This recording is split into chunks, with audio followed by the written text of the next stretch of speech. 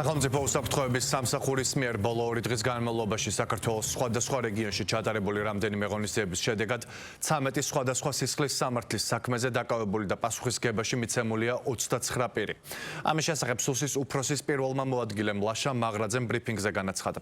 მაღრაძემ ბრიფინგზე ბირთვული მასალების უკანონო გავრცელებაზე, ხეტყის უკანონო ჩეხვაზე, K2 კოეფიციენტის უკანონოდ გაზრდის და უნებართვო მშენებლობის ფაქტებზე და სხვა თემებზე ისაუბრა.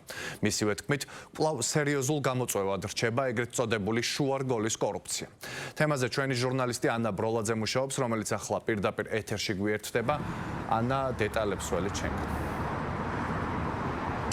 დავიწყოთ კონტრდაზვერვის და სპეციალური ოპერაციების დეპარტამენტის თანამშრომლების მიერ ერთობლივად ჩატარებული ღონისძიებით საქმე ეხება ქუთაისში უცხოეთის 2 მოქალაქის დაკავებას. სახელმწიფო უსაფრთხოების სამსახურის ინფორმაციით ეს ადამიანები ცდილობდნენ ბირთვული ნივთიერებების შეძენას და მიზანი იყო მათი გატანა ქვეყნის გარეთ. თუმცა დღეს არ დაუკონკრეტებიათ ბრიფინგზე, რომელი ქვეყნის წარმომადგენლები დააკავეს სამართალდამცავმა უწყებებმა და რომელი იყო დანიშნულების ადგილი, სადაც ეს მოქალაქეები ამ ბირთვული ნივთიერებების გატანას გეგმავდნენ, თუმცა დღეს გავრცელდა შესაბამისი კადრებიც, რომ ეს ადამიანები უკვე არიან დაკავებულები სისხლის სამართლის შესაბამისი მუხლების მიხედვით. ოპერატიული ინფორმაციის დამუშავების შედეგად ბირთვული და რადიოაქტიური ნივთიერების უკანონო შეძენის მცდელობისას ქუთაისში უცხო ქვეყნის 2 მოქალაქეა დაკავებული, რომლებიც გეგმავდნენ ბირთვული მასალა ურანისა და რადიოაქტიური ნივთიერება ცეზიუმ 127-ის უკანონო შეძენას 3 მილიონ აშშ დოლარად და მის უკანონო ტრანსპორტირებას სხვა ქვეყნის ტერიტორიაზე. დანაშაულებრივი გეგმის განსახორციელებლად უცხო ქვეყნის მოქალაქეები ბოლო კვირების განმავლობაში პერმანენტულად ჩამოდიოდნენ საქართველოში და აქტიურად იყვნენ დაკავებული ბირთვული მასალისა და რადიოაქტიური ნივთიერების შეძენა ტრანსპორტირებისთვის ხელსაღრელი პირობების შესაქმნელად. საზოგადოებას განვუმარტავთ, რომ როგორც წესი ზემოთ აღნიშნული ნივთიერებები გამოიყენება სხვადასხვა დანაშაულებრივი, მათ შორის ტერორისტული მიზნებისთვის. გამოძიება სისხლის სამართლის კოდექსის 19-129 მუხლის პირველი ნაწილით მიმდინარეობს.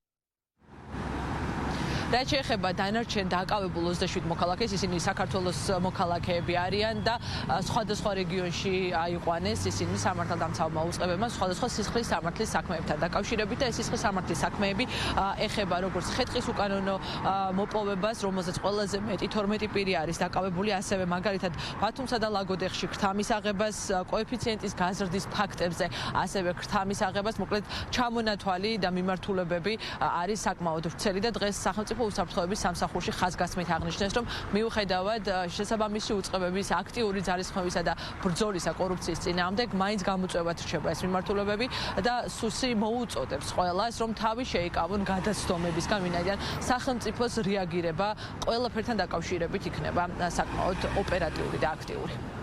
ხეტყის უკანონო მოპოვების, სამსახურებრივი გულგრილობისა და სამსახურებრივი უფლებამოსილების ბოროტად გამოყენების ფაქტებზე პასუხისგებაში მიეცა 12 პირი. გარემოს დაცვისა და სოფლის მეურნეობის სამინისტროს SSIP ეროვნული სატყეო სააგენტოს, იმერეთის სატყეო სამსახურის ყოფილი თანამშრომლები, მარტვილი სატყეო უბნის წარმომადგენელი, ამავე მუნიციპალიტეტში მცხოვრები 2 პირი, ანტიკორუფციული სააგენტოს თანამშრომლებმა ქრთამის აღების ფაქტებზე ბათუმსა და ლაგოდეხის მუნიციპალიტეტში 2 პირი დააკავეს. 5 ადამიანი მიეცა პასუხისგებაში მშენებლობის კოეფიციენტის უკანონოდ გაზრდისა და უნებართვო მშენებლობის ფაქტებზე. სახელმწიფოს კუთვნილი მიწების კერძო საკუთრებაში უკანონოდ რეგისტრაციის ფაქტებზე პასუხისგებაში მიეცა 6 პირი, ხოლო სატენდერო პირობების ხელოვნურად მორგების, სახელმწიფოს კუთვნილი დიდი ოდენობით თანხების თაღლითურად დაუფლების და სამსახურებრივი უფლებამოსილების ბოროტად გამოყენების ფაქტებზე სისხლის სამართლებრივი პასუხისგება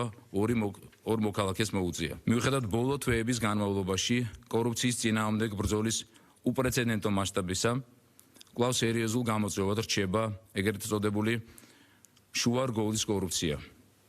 რასთან შეგუებასაც ბუნებრივია არ ვაპირებთ, ამიტომ პირველი მოუწოდებთ ყველა მოქალაქეს, ვისაც კი რაიმე შეხება ექნება მსგავს საკითხებთან, ითანამშრომლონ საგამოძიებო ორგანოებთან და მოგვაწოდონ შესაბამისი ინფორმაცია.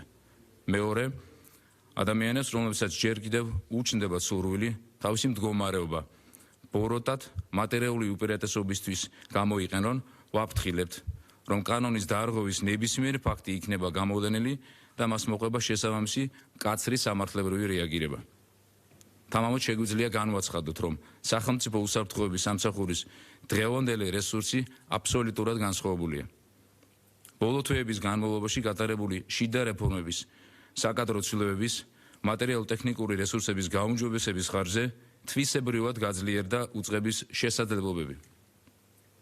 შემოსული, დამუშავებული და რეალიზებული ოპერატიული ინფორმაციის მოცულობა მხოლოდ ნახევარი წლის განმავლობაში დაახლოებით 24-ჯერ არის გაზრდილი, რაც მიუთითებს სახელმწიფო უსაფრთხოების სამსახურის ანალიტიკური და ოპერატიული შესაძლებლობების იმგვარ გაძლიერებაზე, რომ ჩვენ სამსახურს ყოველგვარი დაბრკოლებების გარეშე შეუძლია როგორც კორუფციასთან შეურიგებელი და შედეგიანი ბრძოლა, ასევე ქვეყნის უსაფრთხოებასთან დაკავშირებული სხვა პრევენციული ზომების მაღალი ხარისხით უზრუნველყოფა.